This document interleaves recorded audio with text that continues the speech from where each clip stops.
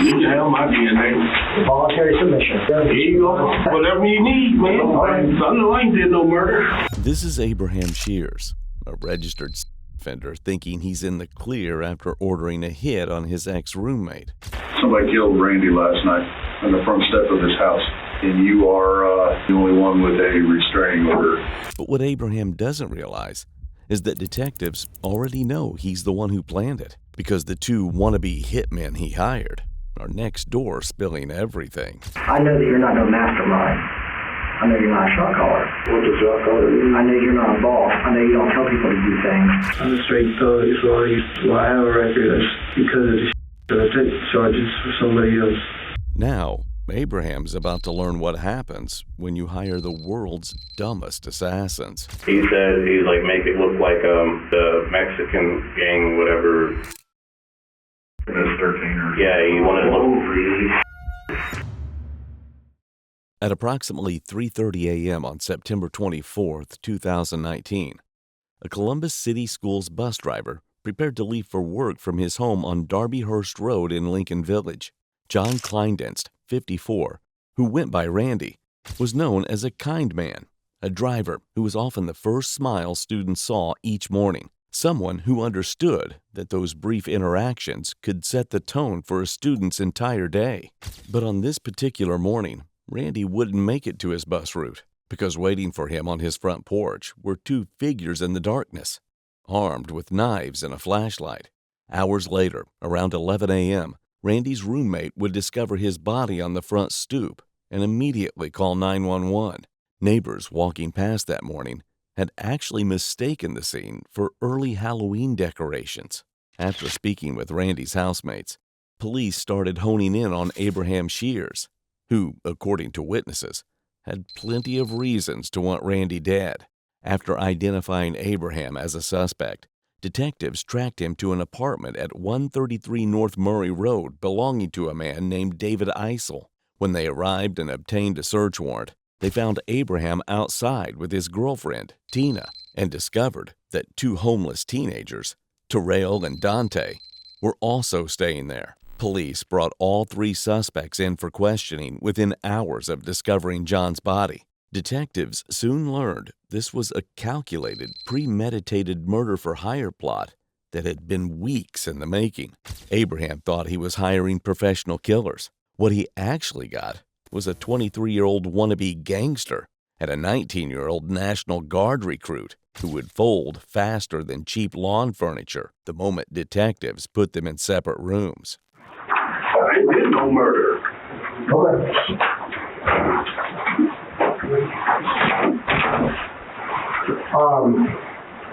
Make sure I have the right guy in front of you, all right? You were Abraham Shears, S-H-E-A-R-S. Okay? I know that because I also know that I've learned that you check in out there, right? No. Periodically? London.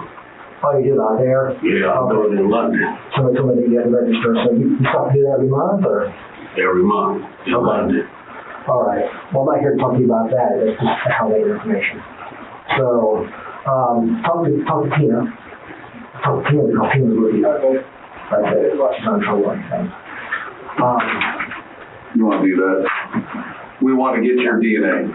You can have my DNA. Okay, we got a little form for you here to sign. You can have my DNA. Voluntary submission. Takes Q-tip, puts it inside your jaw there. Here you go. Here. Hold on. Whatever you need, man. I know I ain't did no murder.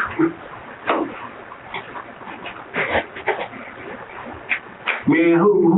Oh, we'll get to that here in just a second, man. I don't want to jump the gun.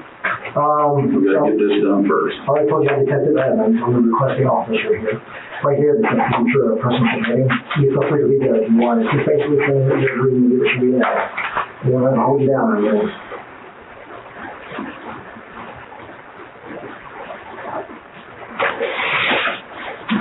Thank you, sir.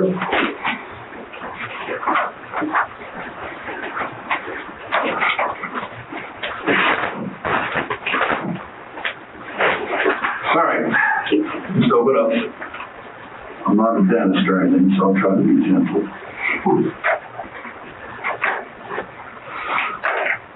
The other side. There you go. All right, Abraham. So you go by Abraham or Abe or? Abe. Abe. All right, Abe. So understand that the reason you're here, somebody passed last night. I don't know what time. Somebody gave us your name, or somebody who may have the information. All right? So with that being said, we have to at least do our due diligence and bring you guys here and find out if you're the right guy or not. All right? So I'm going to ask you a few questions. I appreciate your honesty, especially if you didn't do that. All right? If you didn't do anything, we'll be on our way. Well, all right? Who passed? We'll get to this in a moment. Let me ask you a few questions first. Where were you last night? Stayed at Dave's house till, I don't know, probably 11:30. I was watching the Bears game. Then I was looking back and forth to Monday Night Raw. Okay. So you understand how that game is? He was one of my friends. Well, it's his apartment where I go watch football with him. Is that the apartment we found you at? Yeah. Okay. He normally watch football, and I go watch college football with him on Saturdays, and I watch NFL with him on Sunday. Okay. And does your brother also live in the area there? He'd be there, but you know, wrestling's not real, right? The other thing that's not real is Abraham's sense of morality. This 52-year-old registered predator has to check in with his probation officer in London, Ohio every month because of a prior conviction. And that's actually why he got kicked out of Randy's house in the first place. He couldn't legally live within 1,000 feet of a school, and Prairie Lincoln Elementary was right down the street. So when police came knocking about the violation, Abraham got evicted, became homeless, and apparently decided murder was the appropriate response. All right, so you're there at like 11:30, and then where? headed back to London. Went back to London. Me and Tina went to, what's that? Not TNA, but the other gas station. I always forget the name of it. Like a 7-Eleven out there. If you come up the bridge and you go back to the left, you got Off the freeway? yeah, right there you got So it's like a truck stop gas station. yeah, right there. And then if you go back to the right, you got God, it's on the top of my tongue. I can't think of it right off here. What exit is it? Is it 42 or is it's past 42, right? I want to say 40. 142? I think it's 40. Let me pull up these fancy maps. I mean, it's on the top of my tongue. That's the first time, because when I check in, I tell them where I stayed that last night, and you check in today? yeah, this morning. In London? Yeah, Okay. this morning. Do you know, is it a deputy you check in with, or? Yeah, I go in, I let them know. Who's your officer? Her name Hannah. Hannah? Yeah, but last name? She's a deputy out there? yeah.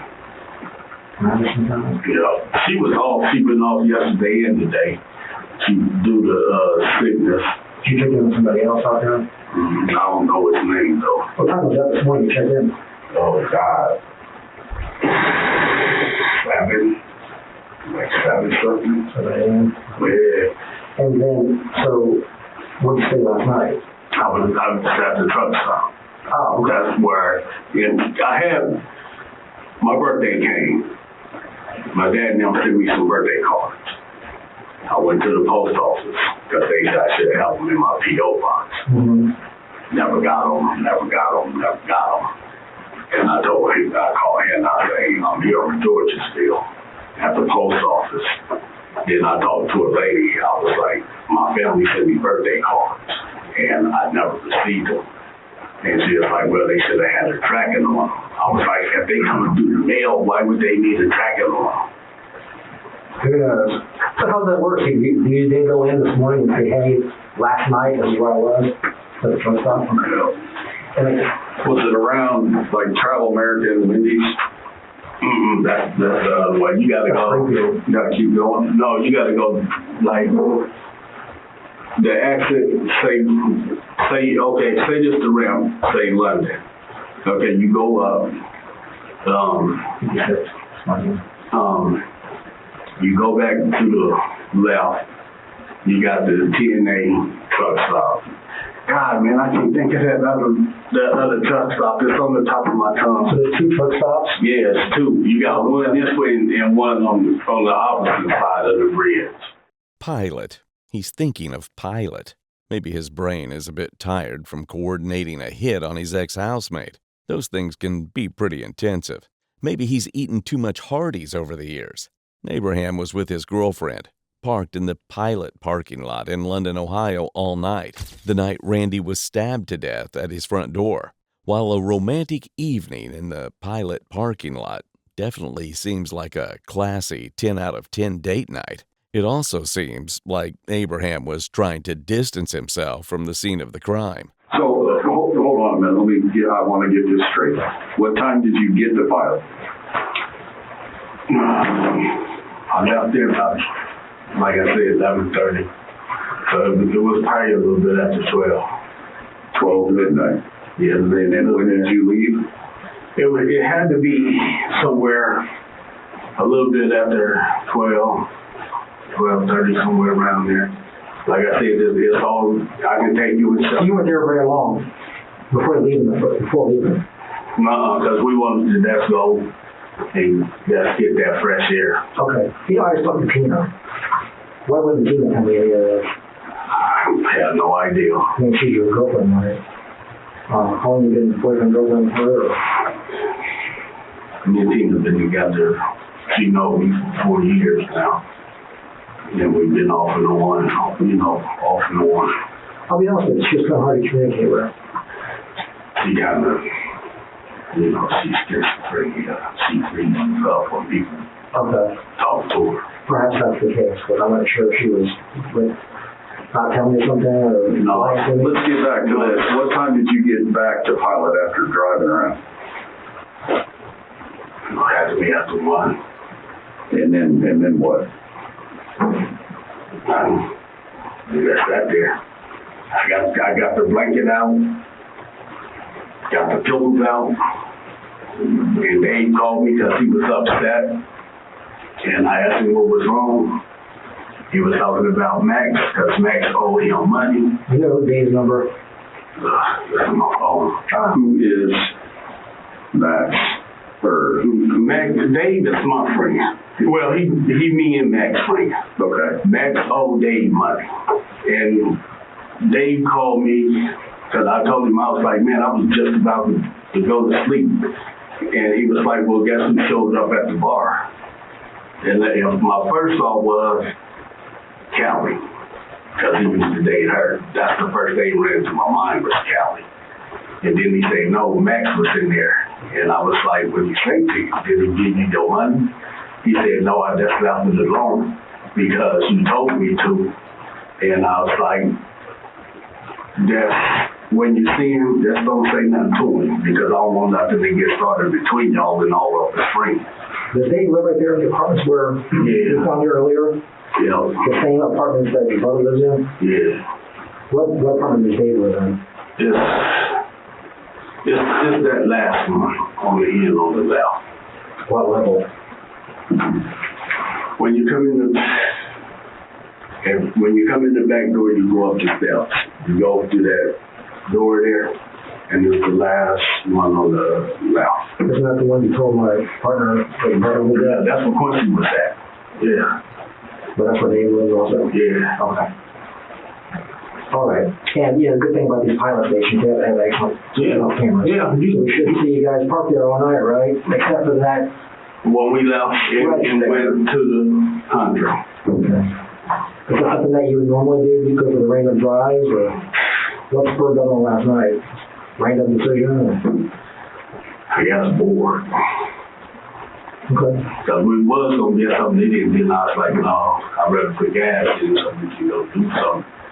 So we just spurred the moment, and we was looking for a place to lay my seats back. So, because we was going to sleep, lay the seats back. But instead, we laid that in the front. Like I said, we had the blanket. You can go ahead and get the the footage, you will see us sleep, and you'll see me parking next to the blue Jeep. Well, I have a guy that heading that way now, so I hope that's the case. I was there. What time did you leave? This morning? Yeah. About, like I said, it was about 6:45 maybe. When your appointment to check in was at 7 a.m.? No, I normally go in to check with Hannah, let her know what's going on, you know, because I have my paperwork. I can't think of the deputy name I talked to. I was like, showing him the restraining order I had against me.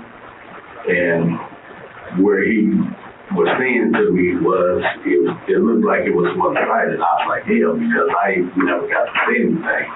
But I say now I get a chance to go to a small claims court where I can have everything in front of a judge that's going to listen to me and hear what I have to Is there a say. court date set for that? I'm in the process of getting a lawyer. So somebody filed a protection order against you. Who was that? Audrey did that.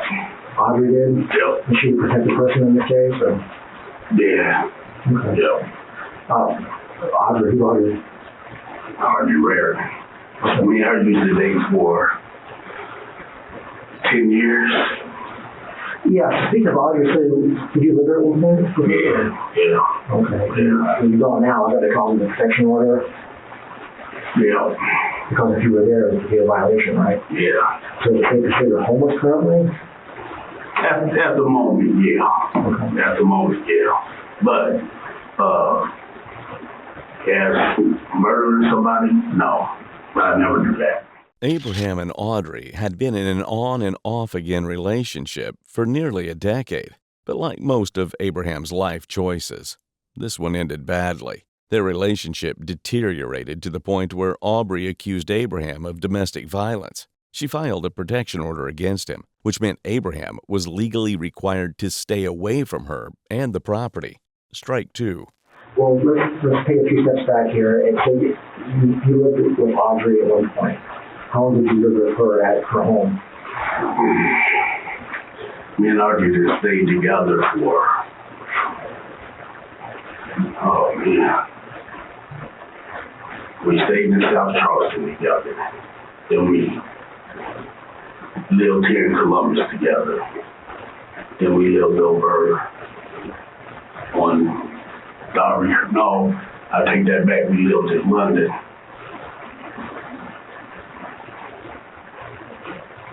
Because we've been together 10 years, so I'm trying to get it right.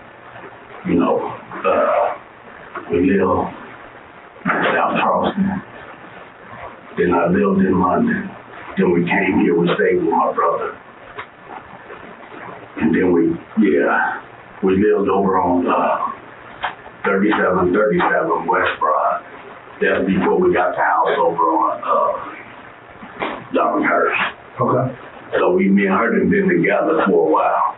So when you were living there with her on Darlinghurst, just prior to you getting booted, who all was living in the house? It was me, Tina, Randy, and Audrey. Okay. So I can imagine that was probably awkward. Having Tina there with you. You grew old, that kind of thing, or? I mean, me and Tina, we wasn't like... Tina told me you were too bad. She was your aunt. Well, it was Tell the story. It was kind of awkward. Yeah, I mean, but one thing y'all really need to check into is now Audrey was talking to a guy. His name was. Now he was a ringleader of sex trafficking. She was sending him pictures. And there was also a lady she was talking to too. And he was trying to get her to come to the UK. And she was begging Tina to go to the UK with her. Okay. And I told her, I said, look, I'm telling you this because I know. You leave and you go over there. Ain't nobody gonna know where you at. Sure. And I said, why is she sending this man pictures? and, you know, you're doing stuff you shouldn't be doing. And somehow I answered her phone when she was in the bathroom. And he was asking me questions like, oh, so you ate? And I was like, how you know me? And he said, don't worry about it. And he asked me out of his mouth, he said, so I guess you want to go to war with me? And I was like, either way you want to go, man, we can. This person who lives in the UK. That's where he said he was from. Okay. And what he was saying, what got me too, is I don't need to be in him and Harvey's business. And then Harvey turned around and told him that they had to get rid of me so she can come over there. You know, I mean, I'm just laying it all out, man. I'm giving you, you know, because I ain't did nothing. According to Abraham's story, Randy was harassing women in the house, including Abraham's other girlfriend, Tina. Abraham claimed Randy sent Tina a voice message saying he wanted to show her explicit content. Was that true? Or was it just Abraham's excuse to justify murder? That's the question. Either way, Abraham wanted Randy dead. All right, well, when you lived in the home with Randy, I think you said? Yeah, me, Randy. All right, what was your relationship like with everybody in the home?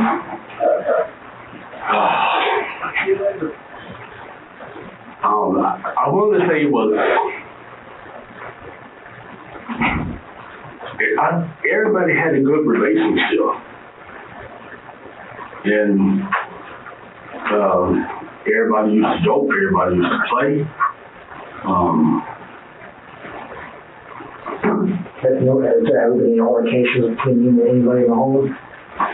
The only altercation we had is when me and Audrey was arguing, and Randy said something, and I just told him just between me and Audrey, because I just felt like how I want to put this. I felt like it was the same way what she was doing with Ken Thomas. It was like, it's hard to explain. Like, you know how somebody play games and like, okay, I'm over here, now I want to come back over here. That type, you know. But as far as me and Randy had a good relationship. When's the last time you saw him? After the restraining order, I couldn't go back over there. Communicate? Yeah. So during that time you had a restraining order against him, did you still have communication with her? No. No, well, no. Or anything? Okay. No, when the judge say stay 500 feet away, I stay 500 feet away. I ain't been over there. I ain't seen him. That was my next question. Last time you were over there? I ain't been over there. Last night? Haven't been over there. Why? Something happened to her? Well, again, we introduced ourselves as homicide detectives, so that can mean only one thing. Somebody's not with us anymore. What happened to her? It's not her. Somebody killed Randy last night on the front step of his house.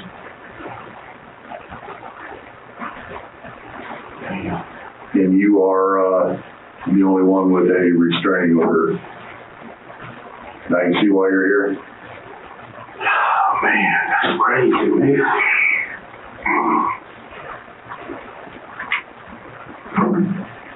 That's crazy. Yeah. So, with that being said, got to clarify a few things. Oh, man. Oh. I'll give you a moment.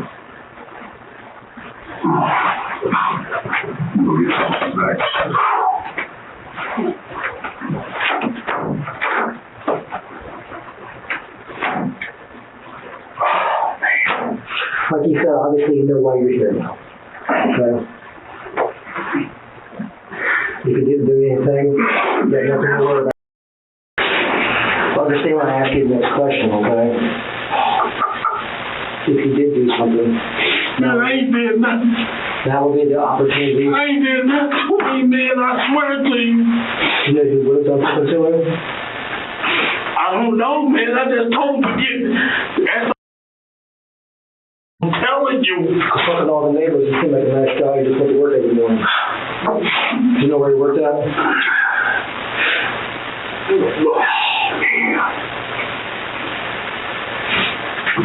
Oh, man. Oh, man. You gotta admit that.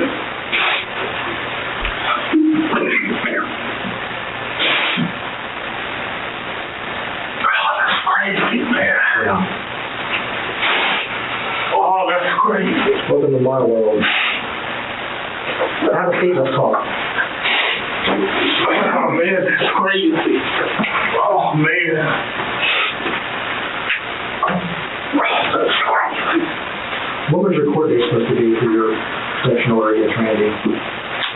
I ain't have one against Randy.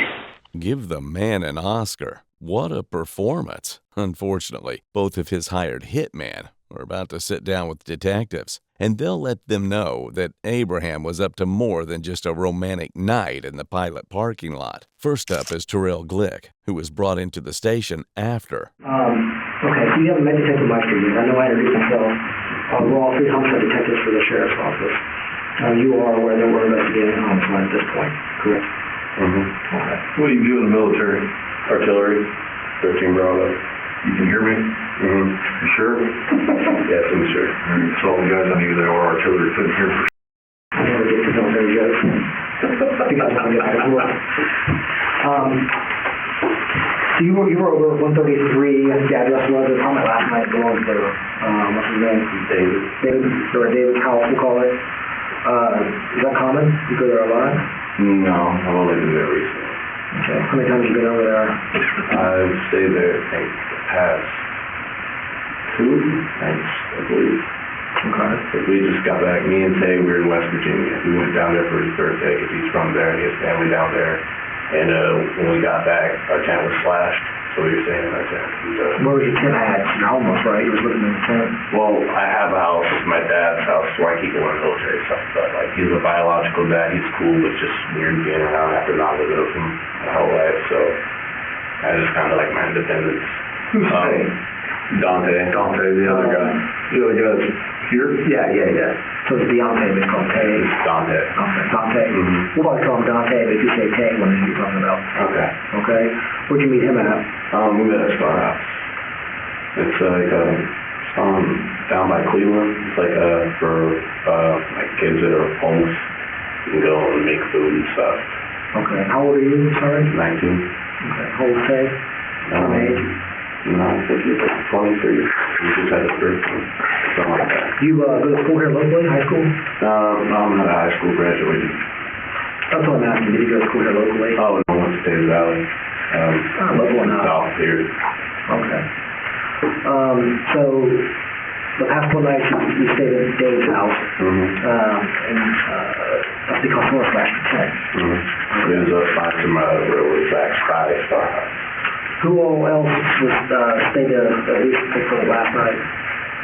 Last night, it was me and Tay, and then David, he lived there, he left for work though, he worked at Speedway.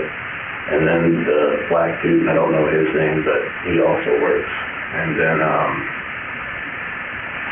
that was it. The other dude, you think we call him Abraham, I call him Ray because that's his nickname. He ended up leaving, I'm not sure what time, because I was asleep, and I kind of woke up and he left. But like he took his girl with him, and I think it's still kind of early-ish, kind of around 8-ish. So I haven't seen him since. Terrell Glick is a 19-year-old National Guard soldier who met Dante at a homeless shelter. The two became inseparable, living together in a tent until it got slashed by railroad police. Dante calls him the closest family I got out there, and that loyalty is about to ruin both their lives. Do you know who died last night? No? No. I have no clue. Like I said, you're aware that we are investigating a homicide at this point, correct? What's your understanding of what took place? I don't know, I just know somebody died and apparently had to do with somebody in this apartment that we were in. And since I was there, my dad asked me questions. What do you think involved in the apartment? You guys were asking about Abraham a lot, so I'm assuming that. But like I said, I've seen him once, and then I haven't seen him since, and I have no idea what time it was. Can I ask you one question? This is a weird question. Where were you sleeping at in the apartment last night? Kind of close to the door. There's like so the door was here. There's this little wall, and there's a table here. The table back behind the table, and I kind of slept here. Where'd you sleep? On the couch, I believe. How many bedrooms is this apartment? One bedroom? Yeah, there's only one. And then there's a little inflatable bed that Abraham was using with his girl. I think David saved the actual bedroom because it's his apartment. Okay. How long have you been home from the military? I'm National Guard, so I don't really get the So you do like the 8-week thing? Well, I gotta imagine that you want to continue that career, right, in the military? I enjoy it. Do you plan on making a lifetime thing out of this, or? Not quite sure. I kind of want to, but it's like, I don't really know enough. I've only been in for like 2 years, and I haven't been like deployed. Well, let me give you some advice. Start being honest with us. I'm being honest. All right? Because you're not. All right? This is one guy kind of turn the page here and start to tell you some stuff that you might not want to hear, but stuff we already know. Okay? I gave you the opportunity to sit here and kind of tell us what happened last night, and tell us if you left the home or not. This is where I tell you that I know that you left the home last night at some point. Okay? It's 2019, right? Mm-hmm. Every house in our neighborhood's got the ring cameras on it. And I see people walking down the street playing the day. You understand me? Mm-hmm. So if I tell you that you're lying to me, are you lying? Dude, stop it. Pause what he's trying to tell you. I'm trying to do it the polite way. All right, think about this. You're 19. No 19-year-old goes to bed at 8 o'clock. We already know that. That's one way to look at it. Such a military guy. Come on, man. I don't care if you're I'm 40 or what. I'm 40 years old. I stayed up till 1 a.m. last night watching TV. And I work first shift. So I know no one goes to bed at 8 o'clock. So I will give you some advice because you and I have a little bit of, we talked a little bit. This is your opportunity to get everything right. Okay? If you this is your opportunity to get everything right. So don't lie to these gentlemen. These gentlemen know how to do their job and they're very good at it. So this is your opportunity to get it right. Your heart is getting ready to blow out of your chest. Well, also, I'll tell you this, and I'm going to give you the floor. Okay. I know that you're not no mastermind. I know you're not a shot caller. What's a shot caller? I know you're not a boss. I know you don't tell people to do things. You're 19 years old, you're a kid. You get told to do something, not a fear, you do it. This is what happens when you're 19, and you're around these hard adults, gang members. All right? I've talked to a lot of people already in this investigation. I know you're looking to be part of something. All right? So this is where you need to tell us what happened. I'm not exactly looking to be part of something, but I did leave. I just wanted to go for a walk because I woke up, couldn't quite go back to bed. I did go to bed around 8-ish, but I did wake up and I left for Tay. And then Tay ended up disappearing for a while, but we walked past, there was just some apartments, I don't know, it was dark, I didn't have my glasses, I left my phone. So we walked past some apartments, I believe, and there was like a line of stores in a parking lot. So you woke up without your glasses and not your phone and decided to go for a walk. Sometimes I like not having my glasses on. It's just like, I hate being blind, so I like seeing just the world sometimes. It's hard to believe a 19-year-old has a phone. But go ahead. I have no need for it sometimes. I just listen to music and play games on it. Would you like for us to leave and come back and pretend this first 10 minutes of interview didn't take place and allow you to start fresh and be honest from the rip? So, that bit about Ring cameras catching him? Here's the thing. The detective was bluffing. It's true that security cameras were mounted on John's house, but they weren't working at the time. A statement by Franklin Police Department to a local Columbus news agency stated they had no security footage whatsoever. This is a legal gray area here, but it'll soon prove to be an effective strategy. What Terrell doesn't realize yet is that Tay, his buddy Dante Slash, whose last name couldn't be more appropriate, is already in the next room waiting to talk, and he's about to give detectives everything they need, but not before letting them know the bond he has with Terrell. After 2 weeks of training, he came back. I don't know. So you think he come back, sleep inside, you know what I mean? Because we're both homeless. You feel me? So we try to just eat, shower, use laundry, just the basic essentials to live. And they told me still time out. So I went and got a tent from my peoples. I said, look, bro, I'm not going to leave you out here in the streets like that. You got back here. You was down here. I met you here. You are my homeboy. I'm not letting you go by yourself. Okay. I want to make sure you're safe. Because, like I said, look to my brother. That's the closest family I got out here. Like, if he feeds me, I feed him. I clothe him, he clothes me. Like, it's like a brotherly bond at this point. Like, he take care of me like I take care of him. Yeah. So we stayed in tent for about, like, I want to say about coming on 3 weeks, 2 weeks. You know what I mean? A little less. And then, like I said, we go to West V. We come back and we get a phone call on the way back. Hey, bro, I got some bad news. I was thinking, all right, what happened? Like, somebody messed with the tents and got in them, stole some, and we know this. Nah, not military police, but the railroad police had went and slashed all the tents to where they were, because we had them waterproof, we were good to sleep through the weather. We had it there, and they slashed them on, basically had it there, So was it LA then? yeah, LA, we called Did you all a favor? Did you have your place to stay for a couple of Yeah, he talked to Dave for us. I met Dave, and Dave was cool. So he's like, just stay here, just don't be messy, you feel me? Clean up after yourself. Basically like you live there, you feel me? Yeah. And then I'll give you a spot to stay, and you can just get on your feet. And that's I took a handout and Backfired, didn't it? see where the handout went. Yeah. So, I want to give you every opportunity, like you said, you want to be honest with us, okay? Understand you're one of the last people we talked to, so I think at this point, the story has pretty much been told. Okay, we kind of know what happened already. I'm going to allow you to tell us what happened. I'm going to let you what? Let me finish. I'm going to preface it for you, okay? I know that there's shot callers and there's people who do what they're told because they're scared or they're in debt. All right? I know you're 23 years old. You supposedly got some hands. Tough guy, right? I'm not supposed to say I'm tough, but I can't go wrong. All right. But you start dealing with these people, these older people, you get a little intimidated. All right? That's what happened. You get told to do something, you do what you were told. All right? Big difference between that and you sitting down and drawing up a plan and executing it yourself. All right? I know you're not a shot caller. I know you do what you're told. I already know what happened. So let's cut the game with a little, we did this and did that. You were manipulated by a sex offender, for one. I don't know if you knew that or not. Sex offender? Yeah.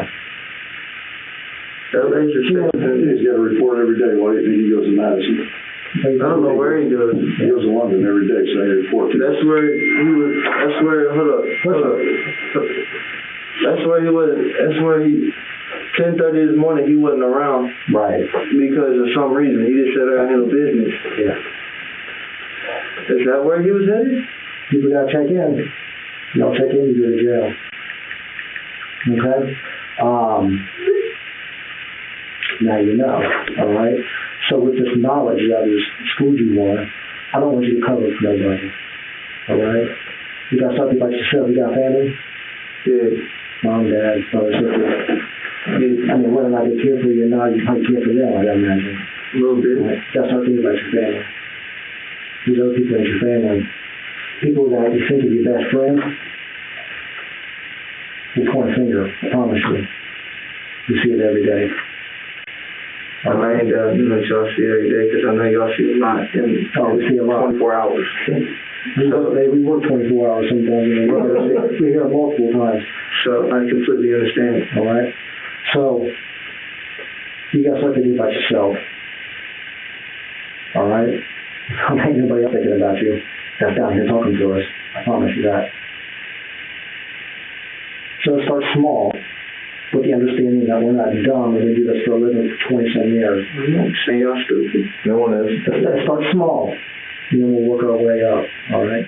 Dante and Terrell are close. Close enough to go in on a hit together even. But when Tay realizes Abraham L.A. Shears is a predator, he's incredulous. It's clearly struck a nerve, and he'll want to make sure Abraham's implicated in all of this, even if it means taking the fall himself. So we talked. Since everybody's like story. Since y'all all pointing fingers like y'all all know already. Where'd he go? Where'd he go? Where'd he go after this? Yeah. Because everybody involved in this case is still in my office. Everyone's here. Understand, I'm the lead detective in this case. I'm telling you that the person that committed this crime goes to jail tonight. You want to go take a picture of him sitting next door? Show you? I can show you him on the monitor. He's here. Right outside my office if you want. Just take a picture of it.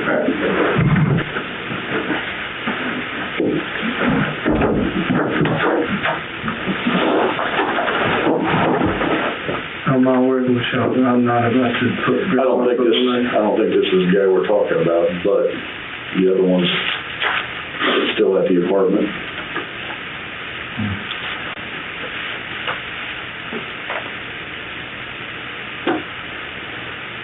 You talking about LA? We'll see. We'll see what y'all. LA's sitting there. LA team's sitting Hey, one thing we don't do because it can backfire, we don't bluff. This ain't the TV shows, ain't the movies. I ain't done that.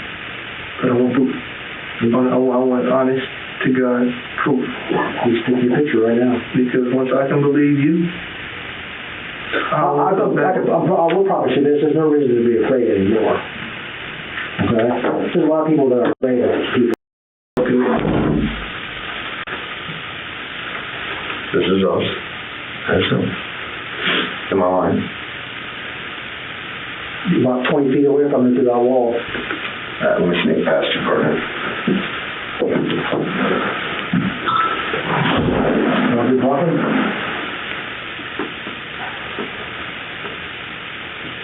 I ain't ever tell you gonna I ain't gonna take no stand. I ain't no witness. Okay. All I need is the truth. I'm telling y'all, if that's what y'all want, that's rules. I'm not. If I'm already gonna get out there already, that's myself. I'll be damned if I do.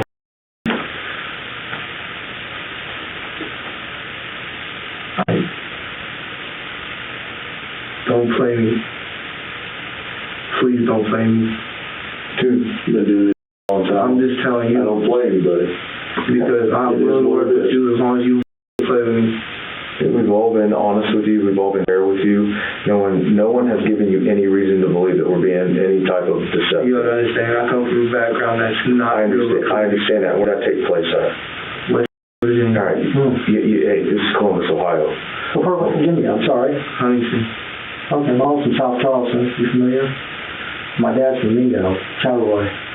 My family is from Logan. My family is from nowhere near there. So I should know why I don't want to talk. Because I come from a city that's ran by drugs. Mm-hmm. We don't snitch. Yeah. I took so many charges down there. To be honest with you, at this point, I don't consider this snitching. This is a snitching. Now, Dante will start talking like he's the lead character in a movie. But he's not. He's the dumb secondary character who thinks he's smarter than he actually is and ends up going to prison. I'm a straight thug. That's why I have a record. That's because of the because I took charges for somebody else in jail. So I drove by it, and you can see the victim's house. Usually the whole house. What really caught my eye because one, her job. Two, I'm very observant. I'll read a room before I even say. That's why I wanted to divide y'all out, because I don't trust police. They'll tell you one thing, and then next thing you know, you get hit with the book too. So I don't that shit. So I see this shiny table that's always right for the garage. Every time I train, I'm thinking, why the f you have a silver looking, like, if it's West Virginia, that's stone. Like, yeah, like all the way silver type.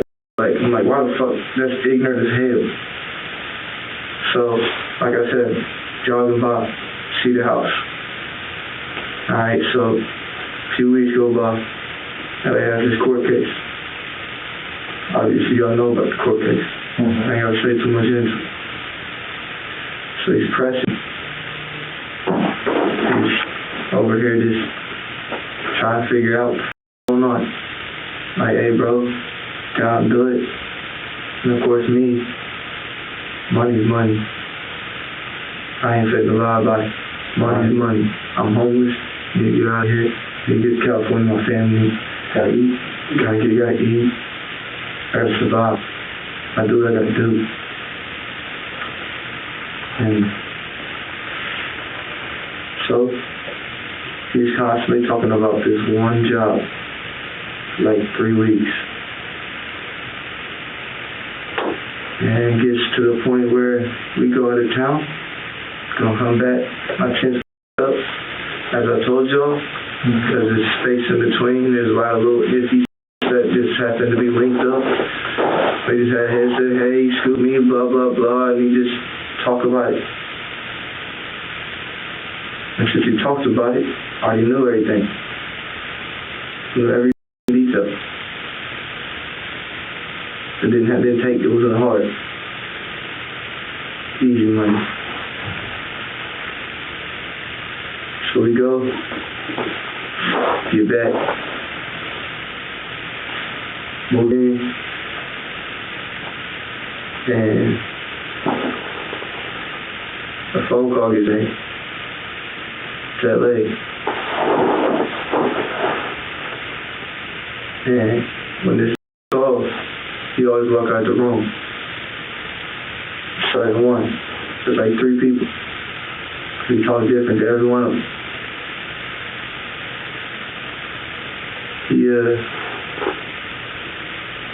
From where he's talking different, I'm picking up on different vibes. Like it's different parts of the different spots. Like there's 3 people, 3 heads, and somebody's talking. So I hear a guarantee promise to get out of the city, to be financially stable and taken care of. With all things considered, I'm homeless. There's nothing but music to my ears. So he comes in next day. We need to do this. I'm like, all right. When? He gets up at 3. Goes to work. I said, it's not still sound like the best time. Hit him when he's going to work. Why would you do that? Because that's obviously hot. There's somebody going to be driving by. There's obviously going to be somebody doing something around that time because it's 3, 4 a.m. Somebody's going to work. Other than that. Say, nah, man. You're dead quiet. I'll show you. So it comes about 3 a.m. What's today? Tuesday? Yes. Saturday. So we cruise by. When we cruise by, it's about 2:33. This shit ain't around. I could have dropped a pin in his hand, then I heard that hollow down the street. So I'm like, night on this one. Nobody else. Then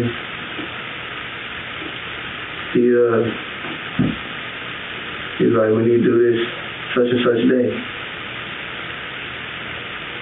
I was like, why such and such day? Because they got the phone call. AKA my way out the city. So I'm like, I said, where the money at? He said, he's sending it. Never got sent. As you can tell today. I was probably going to be talking to you. Detectives just shut up and let Dante bury himself, but they need a few more details. How much money did you promise there? 500 plus another 500 when I get out there. Okay. So you believe LA asked you to do this? You believe he was getting told by somebody? Is that my understanding? Okay, he was. There's no ifs about it. Okay. This is the details I need you to be forthcoming about. I need to know who arranged this, what the arrangement was. They're not even in the state, you're not going to find them. I can promise you that. Okay. I'll tell you, there's no names, there's no nothing. I got told the information, I got told. So it's a gang thing, right? A little bit. Yeah. Well, big bit. It's pretty powerful gang. So yeah. So you do this, what happens to you? What else would guarantee? A spot? A place?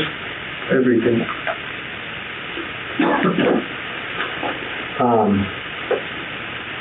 Did you receive any money? Why do you think I'm so forthcoming with you? Right. Because if I would receive money, my ass would be in a cell right now. Yeah, let's leave this part on the chest. Pawn. I think he was a pawn. Right? They tried. Yeah. So you went over on foot. So you have to use a car. Steve didn't get to a park. Didn't need to. Okay, she just walked right down the street. Because again, it's so quiet, you drop the pin, nobody's gonna hear it, right? Absolutely. He told you a time frame to go, the best time to go. Was that? He set it up. He didn't execute. Okay. Well, why would he? He had you, right? You were promised money, safety, and a trip to California, trip out of town. A move, not a trip. A move. Okay. Never coming back to this. And what's to California? It's always going to be California regardless. I got family out there. Okay. So he said he's going to pay for the ticket. I said I'm going to go to my family in Cali. Okay. Evidence has told me that there's more than one person there. Right? Again, the story's done been told, my friend. I'm giving you the opportunity now. You go at the house or something I did. So you walk down there and get to the house. Then what? We wait. And then me. And then the rest is history. So he came out of the house? Couldn't tell. Well, yeah, I can tell. I'm asking. So he came out of the house and then what? That was it. Did you ask him anything? What's to ask? Did he ask you anything? Did he say anything? Did he attempt to defend himself? He did. That's where the came from. Right. What happened to the knives afterwards? History. Where I don't want somebody, little kid or something, to get a hold of it. So the dumpster all the way now. Just already went in the trash. Okay. I mean, forgive me for asking, but we'll probably still go to check. So do you know what dumpster it was? It was dark. I didn't look. Was it over at the apartments there we were staying? No, it wasn't over there. Okay. It was quick instincts. Get rid of it. Oh, it's from the came across. First one I came across. Now, you kind of like, you cut yourself there and kind of said, well, me, but you sort of leave a way in. I know, This is not nobody else. how many nights did you have? I have one. I don't want you to get off. I don't want you to get all It's going to crazy. hit me harder with the book. I already know. So I'm going to No. hit the book. Have you ever heard of a Ring doorbell? No. It's a doorbell with a video on it. You know what I'm talking about now? Yeah. Like you hit the button, you show the computer, the Amazon guy shows up at your house. You don't even have to hit the button. It's motion activated. People got those. And there was 2 nights used.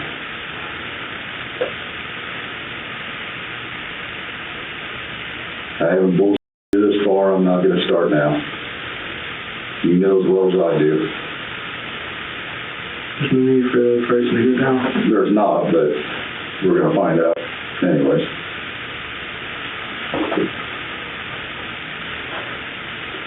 Because I'm going to go right back in the other room right now and drill him until he tells me just what you told me. Because it's obvious who it was, and we were brother who had the same shirt on. Because he even told us that you guys got up and was walking around. And told us that you guys got back to the apartment at about 3:30.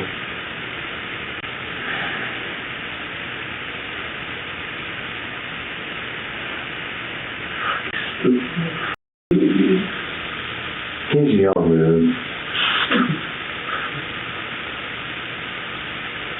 Was that an agreement? Did you tell him to take the blame? No? It's not his fault. Yeah, I see that. Was he drug into a bad situation? He was busting my ass. Okay. Like a brother would. Man,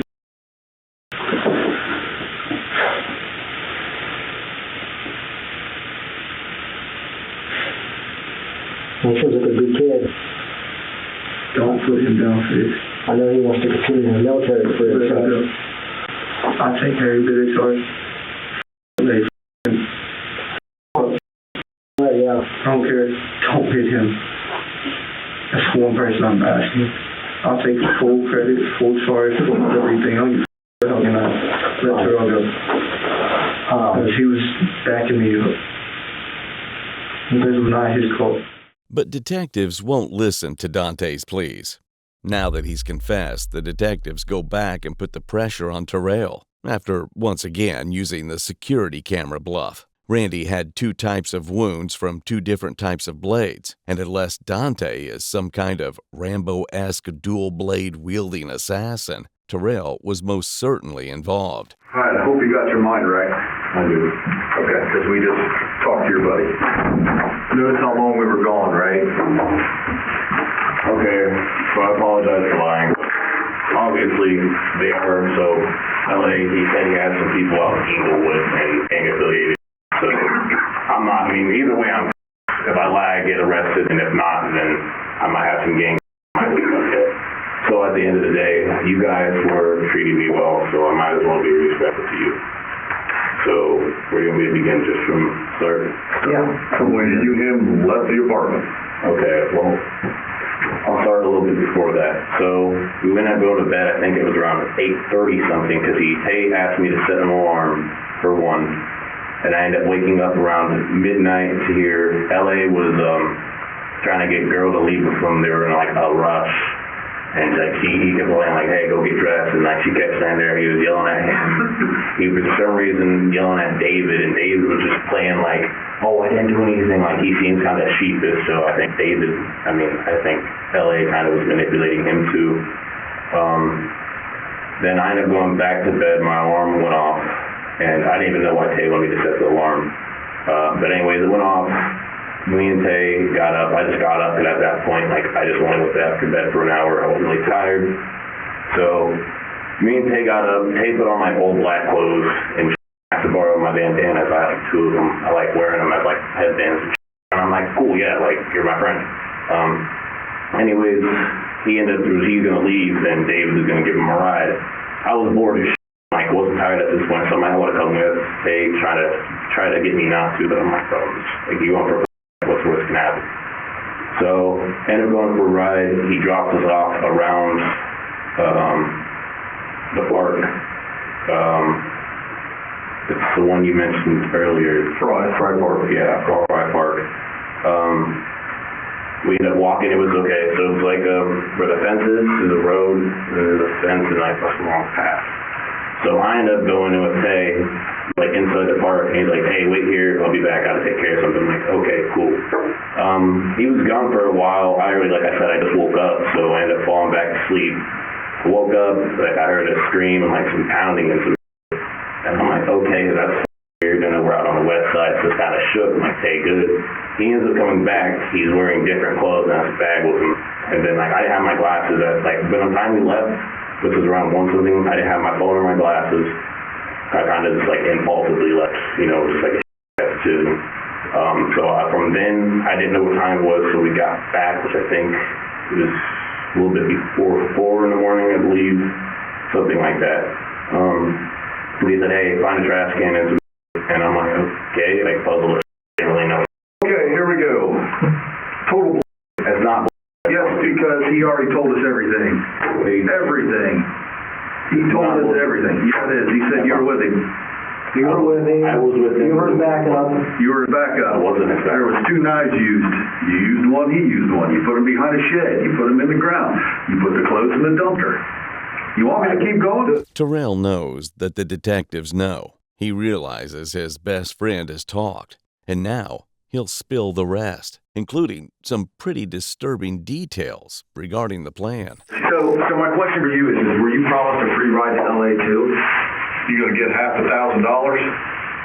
He was talking about going to LA. I didn't want to go. Okay. All right. But you still went with him. You still went to the guy's house. You still waited for him to come out to go to work. You still stabbed him. I didn't stab him. You did. They stabbed him. I just had a flashlight. Okay. I didn't stab him. There was 2 different knives. There's 2 different knives. One was not used. I didn't stab him. They said, let's go before I had a chance to do anything. Okay, so when you guys were in your apartment, you got all dressed up. You knew where you were going. You knew what was going to happen. Why didn't you try to talk him out of it? I did before we were sitting there. We ended up sitting, okay, so before this happened, we were sitting in the park waiting. I tried to talk him out of it, and he wanted to do it. And I'll be honest, I was scared. That's why I didn't. You're going to murder somebody. Well, I didn't know what to do because I knew LA was gang affiliated, and they were like already. Did you believe that? He said he was. I didn't know. He's a sex offender from Columbus. I didn't know that. He's 400 freaking pounds. He said he had people out in Inglewood or something. I don't even know what the hell Inglewood is. He went along with it, and I trusted Watching a lot of 90s rap fucking videos. Go ahead. Okay, so I trusted Tay. Yes, I was with him. I just found a flashlight. That's all I did. And then Tay stabbed him. I don't know how many times. I don't even know the dude's name, what he looked like, and I was just scared. I thought, like, if I didn't go along with it, sincerity came with me because Tay pulled me along before I even knew. It was a few times in planning, and I thought if I bailed out, like, they were going to come shoot me or something. So I honestly thought LA was gang affiliated. That's why I didn't want to stab the dude. I just kind of hesitated. I froze up. I didn't know what to do. But you had a knife. I did. I didn't use it, though. You still had a knife and you went along on a murder. You knew what was going to happen. You both had knives. You knew what was going to happen. I didn't know how to talk. Listen, you say when you're in front of the house, inside the house, one of you waited, right? Uh-huh. The other side of the house? I was on this side. He was on that side. Listen, loyalty only goes so far, okay? I don't know if it's ingrained or your... It's not even about loyalty. We talked to him, and he's already told us exactly what happened. Mm-hmm. Okay, you're almost there. Okay. Do I believe that you stabbed this guy? I don't believe you. Evidence will show that you did. Okay, I'll tell you what knife I had. There was a machete and there was a double-sided knife. The machete shouldn't have any blood on it. That's what I was carrying. And it should still have the solo saran wrap. The other knife, Tay used to stab him. I didn't do anything I was supposed to. They're trying to have me hack his head off, and I'm like, I just froze up. I didn't know what to do. I was scared. I scared if I didn't, I was going to get shot. You told you to hack his head off? That's what LA wanted. Oh. Okay. So LA the one that set all this up. He said, he's like, make it look like the Mexican gang, whatever. And MS-13 or... Yeah, he wanted to look... Holy shit. Thank you, Frank. I was just scared. The detectives are shocked. The plan, as gruesome as it was supposed to be, didn't work out and amounted to Tay stabbing him several times instead. Still gruesome, but hardly the decapitated MS-13 vibe Abraham was going for. And speaking of Abraham, he's in for a nasty surprise once detectives are done with Dante and Terrell. All right, you wait. So we had interviewed by people, and lo and behold, the truth just came out. So before we talk to you again now, I do want to make sure you understand your rights. Now, with that being said, we've already interviewed everybody involved in this incident. All right. We now know what happened. That's why we're back in here to talk to you again. Give you the opportunity to be more forthcoming and be honest with us. Like what? Well, that's what we're here asking you, like what? All right? Tell me what happened last night. We know you were. I was in London. What happened before that? What do you mean? With some kind of phone call or video that the old boy sent Tina? Randy? John? Do what? I like that. I'm trying to understand. I don't know what you're talking about. Okay, we're going to charge you with murder. How you gonna charge me with murder when they did nothing? Okay, well, you did something. That's why you're still here. Man, how you gonna charge $1,000. $1,000? Yeah. Guilty people always repeat. I don't know nothing about no $1,000. You understand you'll be charged Trip to with murder. California. I don't know nothing about none of that. Oh, yeah. We do. Inglewood.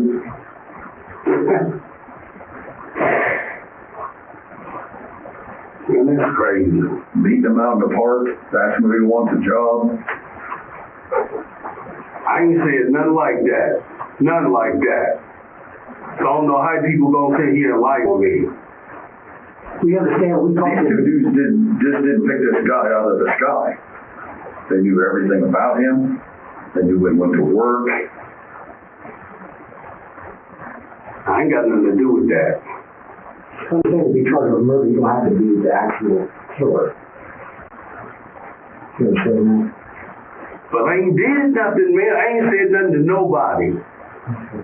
I'm not gonna sit here and say I believe that you actually killed somebody, but do I believe that you manipulated two young boys to kill somebody?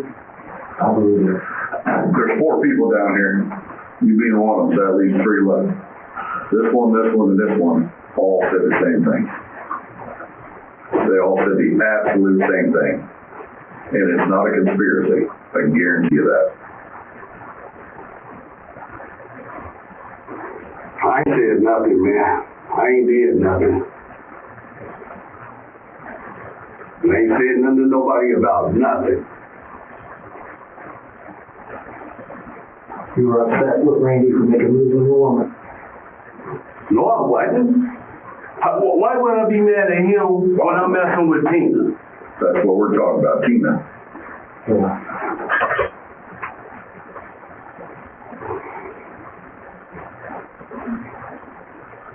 I mean, admitting to us that you had an issue with him flirting with your woman, you're not, I mean, that's fine. You're not getting nothing away admitting that. Man, this is crazy, man.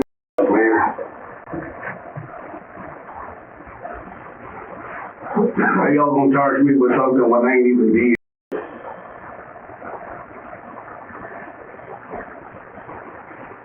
He gave them the means, the opportunity, a payment for it. Okay. And he told everything. Okay, well, okay, can they prove what I told them I was gonna pay them? What a proof at? There is the Show me what a proof at. You already said? That's why you didn't get paid. You didn't pay him the $500 you promised him. You didn't get that first payment. That's a lie right there. He ratted you out so quick it wasn't funny once he found out you're a sex offender. He was that he got played. You definitely picked it right too. He might be adult. My God, those kids are kids. Dumb and dumber. Abraham's playing the denial game, but it's not going to work. Ohio law is crystal clear. If you hire someone to commit murder, you're just as guilty as the person who pulled the trigger, or, in this case, the person who wielded the knife. Here's the bottom line. We got 3 witnesses that have the same story. They didn't get to talk to each other. Okay. So who are the 3 witnesses? Huh? Who are the 3 witnesses? Well, there's 3 people here now. 2 guys that did it, and Tina.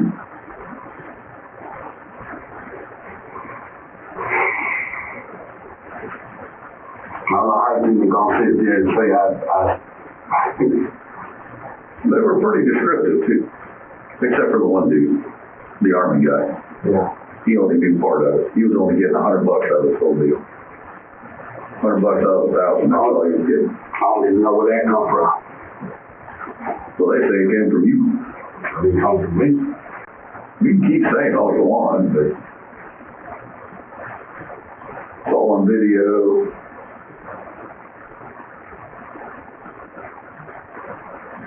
It's just the stories we got, like you said. These people don't have an opportunity to talk to each other and concoct the story. They were descriptive to the point where they're very believable. They match the evidence of the scene. So this boy says, I did this to him, I did this, and the evidence in that body shows me that I tend to believe the kid. It's called a full confession. After he confesses to me, he has no reason to lie at that point. He just told me he's killed somebody. So anything else he tells me, he's got a lie. And he tells me that he was approached by you, couldn't work. He even went as far as telling how many times he stabbed the guy. He even told us that there was a certain method or request made by you as to how it should look at the end to make it look like it was done by a certain gang. No. See, that ain't even come from me. That didn't even come from me. Who is the certain gang? I don't know. Hispanics. They were going to chop his head off. They tried, they missed. Smashed his face all up with a machete. No, here's what I think. I think the one boy is soft the military boy, soft as they come. The other boy is 100% poser. I ain't in LA. So we do deal with enough gang members here locally to I know a real one versus a fake one. Not the way the poser. And he was willing to do anything to be part of that life. I think that when he did what he did, I think that he felt we were going to put him in whatever capacity. I think that you offered up a deal to these young boys that didn't really think that they would actually follow through. Think that they had it in them. Because listen, the hour or two I know these kids, I would never thought that they would do it. I think they had it in them. People scared, and people young boys, homeless, and $100 sounded like $1 billion. Like you got nothing to do with the money. Because if it ain't the money, is it the lifestyle that you could provide it to them? No. They really thought you could say that is 100% genuine. I'm like, They wanted to go to California. They wanted to see the lifestyle out there. And I was trying to explain to them, you go to California, you got to know where you at all times. right. You just can't show up in the area and think you know somebody and you don't know nobody. That's how you get killed out there. It was an all-white family. I think a year ago, 2 years ago, ended up in a rural area. The whole family got killed. I know it's a different world there. I can imagine looking out there. I couldn't help but notice while I was thinking about it. Most of the boys are back there sporting red. And I feel why they do that. They're trying to be friends with you. They're from Columbus, Ohio. They wear whatever's clean. All right, so you don't know nothing about nothing. Is that what you're telling them? I'm just saying, man. If I wanted to do something to Randy, I would have done it myself. I mean, why would I need somebody to do? Because you could be out in London, you have an alibi while somebody else did your dirty work. I mean, is it possible? I don't think you had the guts to do it, honestly. Abraham denied his involvement until the end, John Randy Kleindentz died on his front porch, steps away from the home he shared with roommates, murdered by two teenagers who didn't even know him. His crime? Being unfortunate enough to live with a sex offender who got kicked out and wanted revenge. Abraham Shears was arrested immediately following his interrogation and charged with aggravated murder, and conspiracy to commit murder.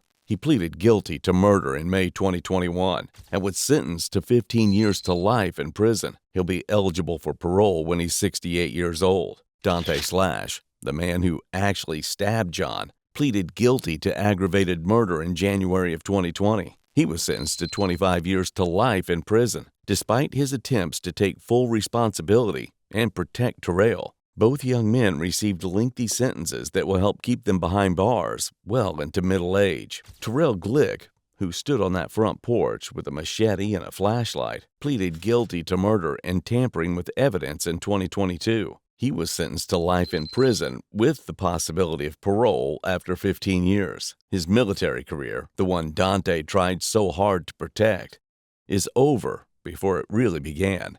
Randy's family and the Columbus City Schools community mourned the loss of a man who cared deeply about the children on his bus route. His morning greetings and kind words meant something to those kids, and he died for absolutely nothing over a petty dispute with a vindictive ex-roommate who couldn't handle being kicked out. Thank you for watching.